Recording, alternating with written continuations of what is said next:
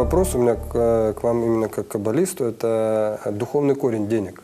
В чем он заключается? Духовный корень денег – это покрытие эгоизма. Потому что мы Всё сегодня в мире крутится деньги вокруг. связывают людей сегодня, мы видим это вообще. То есть все вокруг денег, вся наша взаимосвязь вокруг денег. Не может быть другого.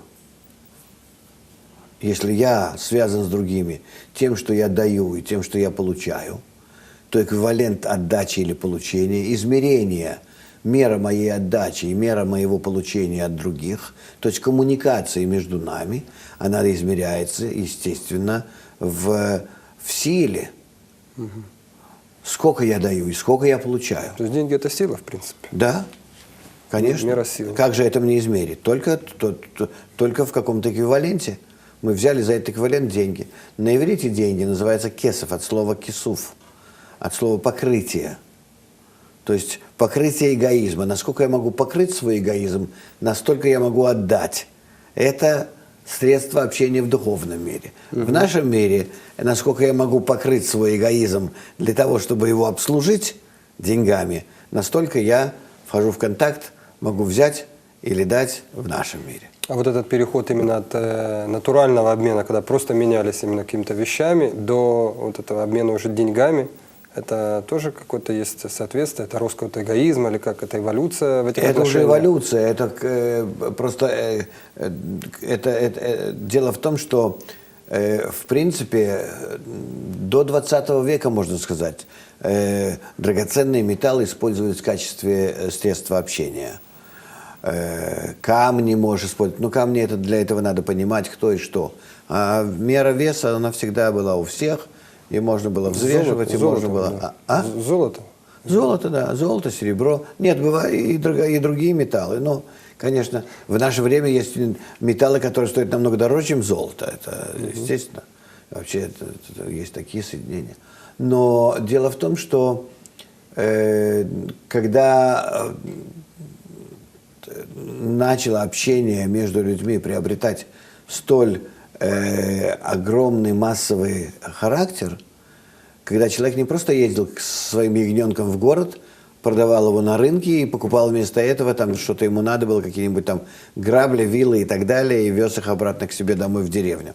А когда, то есть натуральные обмены и все прочее, а когда я должен платить и получать, и сдачи и так далее, за огромное количество услуг, с огромным количеством людей, то просто я не могу все время ходить с мешком и все время его взвешивать. И тут появились таким образом заменители. То есть государство взяло на себя эту функцию, у него имеется золото, серебро, то есть покрытие на эти монеты, которые делаются практически из ничего не стоящих металлов, очень дешевых металлов. Но главное, что каждый из них подразумевает под собой определенное количество драгметаллов, то есть определенное количество настоящей ценности. И все.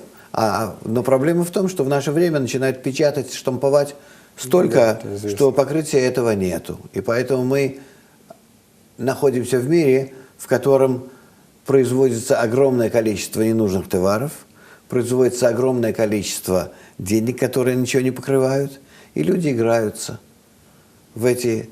Я тебе даю то, что тебе, в общем-то, особенно не надо, ты мне даешь то, под чем нет никакого покрытия, но мы договариваемся, что так будем делать. И живем. До какого это момента может продолжаться?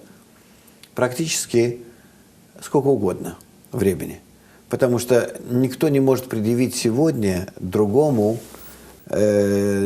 монетки и сказать, я хочу, чтобы ты их обменял на золото. Тот скажет, у меня нет.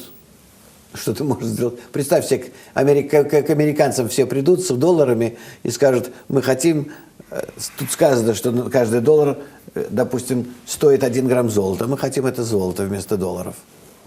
Конечно. Никто, они не подумают шевелиться, все понимают это, все понимают прекрасно эту игру.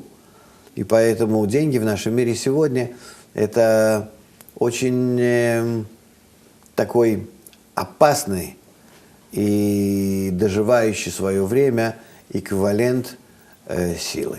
Но он сохранится, да? То есть в любом случае. Он, Насколько будут существовать люди, сколько времени, и взаимосвязь между людьми до этого времени будет существовать. Дело в том, что нас деньги. природа вынудит перейти к другому общению между собой, к другому эквиваленту.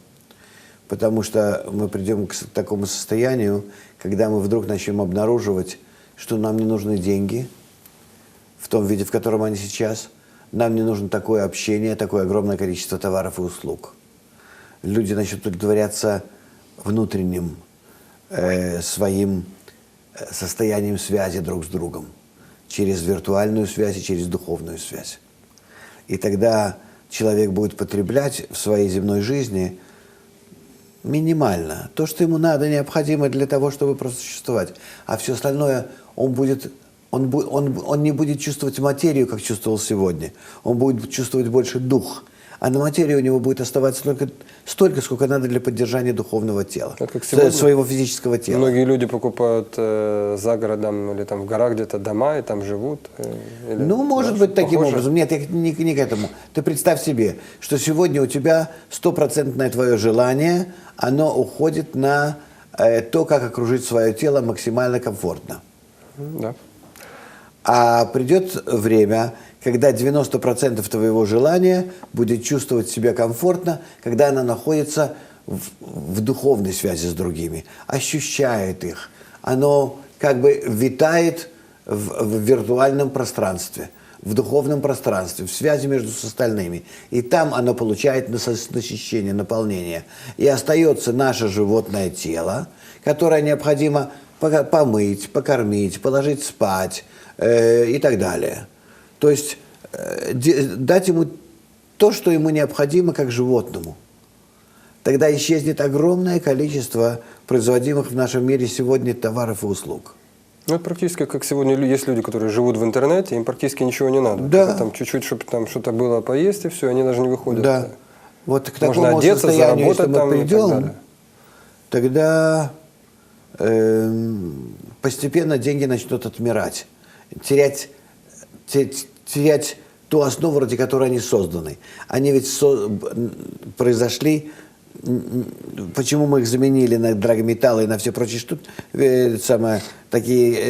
взяли их как эквивалент, для того, чтобы смогли рассчитываться за все услуги и за все необходимые нам, якобы необходимые нам товары. А когда это все начнет снова сокращаться до нормального, я бы сказал, до минимального уровня, до необходимого, лучше сказать, уровня, тогда и деньги начнут терять свою вот такую вот универсальную ценность.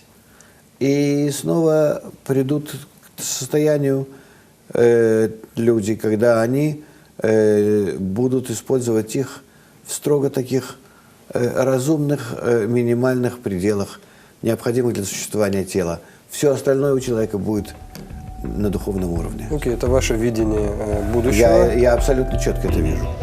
И это недолго.